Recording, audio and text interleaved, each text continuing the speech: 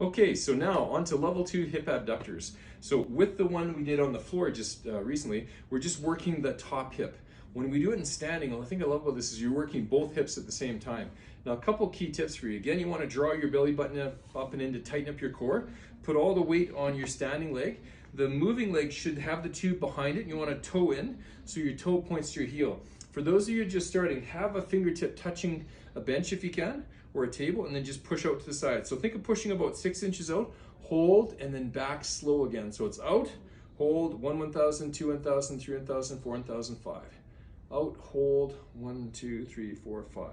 If you're doing this, that's way too much movement, so that's too far, and your trunk should move. So as you get better, you can take your hand off. You should be able to place your hands on your pelvis and balance. So it becomes a bit of a balance drill at the same time. So it's just out, hold, and then back slow.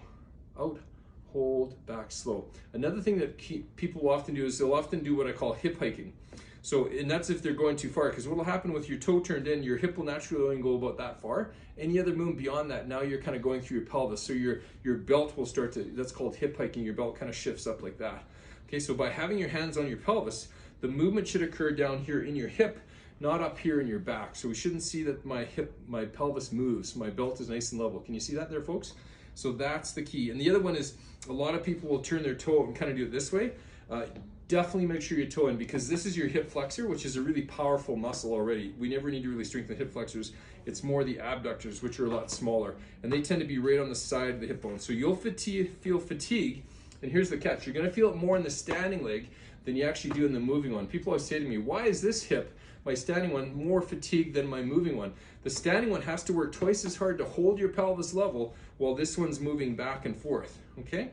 So great exercise, and again, same thing applies. Start off with 3 sets of 10 as a goal, and don't be embarrassed. The first time I did this myself post-operatively, I can only do maybe 5 or 6 repetitions, but you will be able to build the endurance back into it, and your goal is literally 3 sets of 15 to 20 as you get stronger. Most people can start with a blue tube. For some of our more older patients, you may want to start with a red tube. That's something a little bit lighter, because it's all about endurance, folks. It's not about power, okay? All right, so there you go. There's the 2 key hip muscles you need to work on to keep your function for walking and keep yourself healthy and mobile. Take care. Bye-bye.